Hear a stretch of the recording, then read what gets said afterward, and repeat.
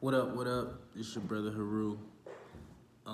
Today I'm gonna make the video about how much should I pay to vending fee. And so normally, honestly, you want to try to find as many free vending locations as possible, places where you can go and you can make money. And I had to do another video about different styles of vending because this is off the table. But to be honest, sometimes I didn't have the opportunity to set up a table. I wasn't able to do it like that. So I would just move and groove and still get it. Um, so back to the vending fee. You want to vend for free as much as you can. Don't pay nothing. Now, when there are big opportunities and opportunities that you want to be a part of, then you have to really question, is it worth paying what they're asking for? What is a reasonable vending fee? And the vending fee varies. To be honest, unless it's a big event, you really want to, like a big festival, you really want to stay under $100, unless this event is known, is popular. You already know it's going to be hundreds of people there, and so they might be asking for a certain amount. They might want 150, but you're going to make a G. You know that you're going to make 500 or whatever. So you say, okay, cool. I'm gonna pay the 150. Whatever the case may be. For instance, the African Film Festival here in LA is over $1,000, but it's like 10 days long. So it's pretty much like around $100 a day that you're paying to be in the part of this festival that has a big reputation, that also is inside of a mall that has daily foot traffic and everything, the Baldwin Hill Crenshaw Mall. So that festival is a good festival to do and to put your $1,000+ into. And so then you have other festivals that might be 2 days, 3 days a weekend, Essence Festival, African Arts Festival in Brooklyn, and these are like a few $100s and stuff, but they're worth it because of the reputation and the people that come to support and they spend the money. And so you want to find places like that, high foot traffic. Now, if you're not doing festivals and you're just doing like on your day-to-day basis, and you want to find a location and there's not really no good free locations that you can find, and you find yourself in a position where you do have to pay, you know, you want to just kind of, depending on what you're selling and your price points, you have to ask yourself, what are they making? What am I gonna make? What do you think? And so in some cases, it might be good to try to do a percentage or something of that nature. And if there is no system to track everything, then it's just basically a relationship between you and that person is built off honesty. Okay, you say, you let them know, I sold this much, so this is the percentage that I'm giving you. What's a good percentage?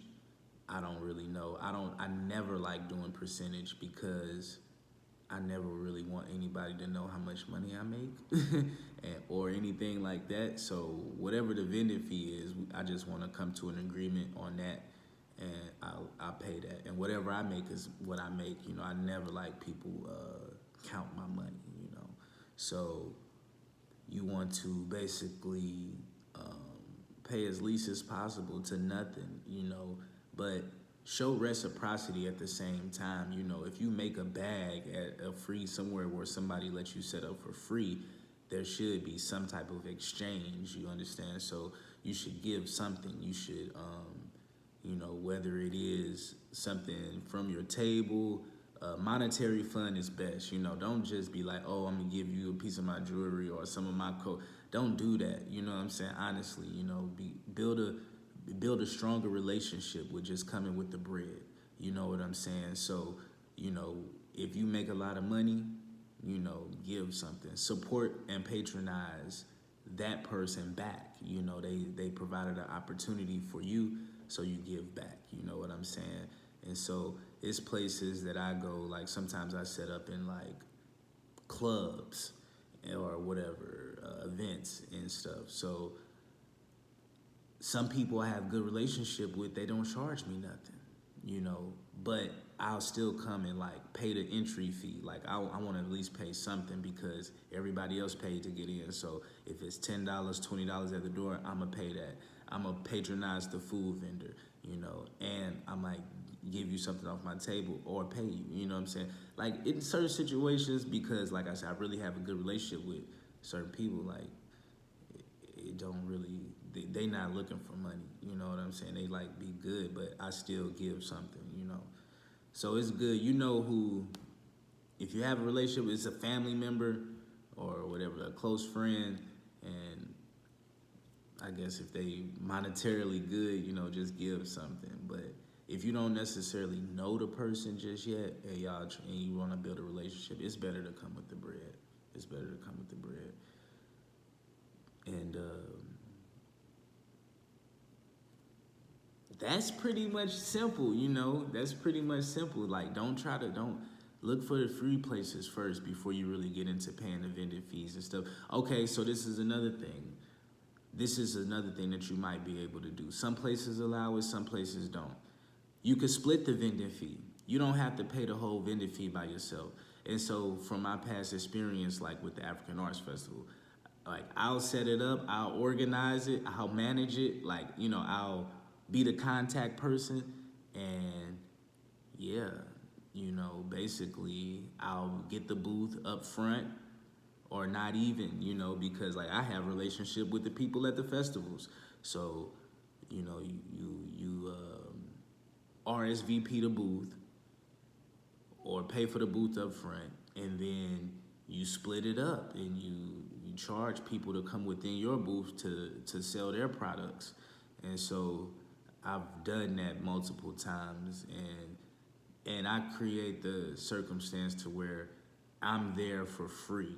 You know what I'm saying? So basically, the vending fee is $1,000, or whatever. And, I'll find 3 people and I'll say, look, it's $300 or $325, $350, whatever, to vend, and I'll charge everybody, and then they come in my booth and I'm there for free, So, or I'm there for a very small portion, So you just have to be smart about what you're doing, how to do it. Yeah, split that vending fee if you have to pay a vending fee that's out of your range. It's not always good to split the vending fee and work, and it's not easy to find a person to split it with that the energy is right. You see different people working together and they start arguing and fighting and all type of stuff like that. So you got to be real conscious. Does this business complement my business? Is it competition with my business? And so I'm kind of like to the point to where I never feel like it's competition for me. So, cause my confidence with this is so high. So it's like, if I'm selling jewelry at my table, I'm not really tripping. I mean, like I could still kind of like split a table with another jeweler. I wouldn't want that jeweler to really be into the same style and kind of jewelry that I'm doing.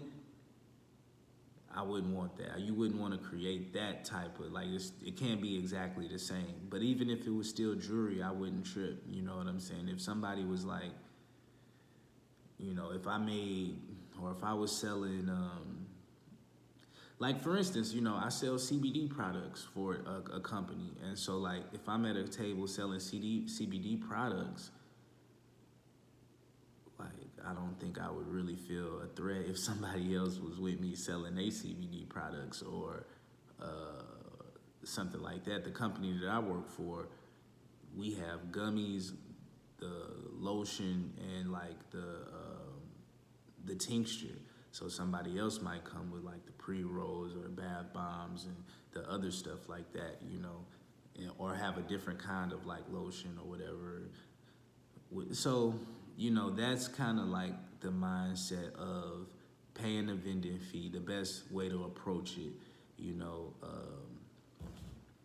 It's it's what you, it's the best way to go about it, you know. Make sure you always conscious of that. And so if the vending fee is a little high, what you can do to kind of compensate for that is raise your prices a little bit, you know, if you can, you know, if you paid a little bit more to get into a place and you kind of need to like compensate for that, then yeah, that's something that you could do. But I wouldn't say I suggest that because that's not really something I've ever done. That's not really something that I've ever done. So yes, that's pretty much it, man. Like, try to avoid that vendor fee as much as you can, and which means finding the free places. So if you want to be in a place where it requires a vending fee, then you're not looking hard enough for free places. And the only time you should really pay a vending fee is when you definitely see a big opportunity. So this is another thing. You have to go to these events sometimes. Like, let's say it's a local event that they do once a week or whatever, and you're not sure. They want $50 to set up every week, every Tuesday. They want $75. Like, there's a place that I go to every Tuesday right now. The vending fee is $75. And to be honest, is well worth it. It's well worth it. It's well worth it. It's in North Hollywood. People that come there, they have money, they ready to spend, and it's like a no-brainer. So that's every Tuesday. And so if you're not sure if the vending fee would be worth it, then you need to go to the event ahead before. So you come there, check it out, you know, feel the vibes. Okay, you say, yeah, okay, these people here, they spending money. Check out the other vendors. You could talk to the other vendors, ask them, you know, oh, it's. I don't think it's really too much. It's not really too good to ask people how much money they make, but you should just say, is it worth it? You know, or ask them. The better way to find out is say, how often do you come here? And if you get multiple vendors say that I come here every week, then you know that that clearly the event is worthwhile.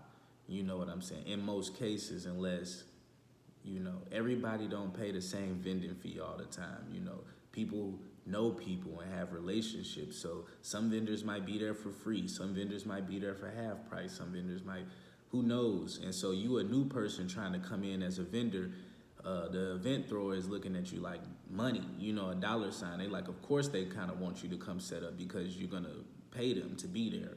And so they're like, okay, cool, I want 50. You know what I'm saying? Knowing that, you know, everybody else in the room is really his peoples, his friends and family, and he charging them 20 or 30 or 25, you know. So he's not looking to make a vending fee off of them like that. You know, they all in it like together or something, you know. So, yeah, go to these events, check them out, make sure that it's popping, you know, follow their social media, see what all marketing outlets they're using, different things like that. And yeah, if it's questionable, 9 times out of 10, don't do it. If you question it, like, oh, is this event gonna be popping? I don't know. I think how many people gonna be there? It's like a no-brainer. Just like, don't even try it. Don't even try it. If they charging you, do not even try it. If they're gonna let you set up for free, cool. You know what I'm saying? Or for the percentage, like I said, I gave my advice about the percentage, but like, you know, if they want 10, 15%, and you don't think the event is gonna be cool, you know, that might be cool. Which means that like you give them $10, $15 because you might not make 100. And so like, I would even just come off with that off the bat, like come in the door, like here, I got $15. Hopefully I can make 100 in here. Or you know what I'm saying? Or 85, that means that, shoot, you got 15, I made 85. So, yes, vending fee, it's a big issue. It's a big thing. And so I'm actually a person who charges vending fees, who put together my own events. And so it's always a thing that sometimes people hit me up and like I have a vending fee, and if somebody contacts me and asks for a discount, I may or may not give it, you know, depending on where we're at with capacity. But it's better for me as an event thrower to take something versus nothing, you know. So if I have a lot of vendors, or if I have, you know, if I still got room for more vendors and we getting closer to the deadline and this vendor wants to be a part of the event but don't have all the money, okay, I'm gonna provide a way. I'm gonna make a way for them to do it, which means I'm gonna give them a discount, just clearly, like simply put.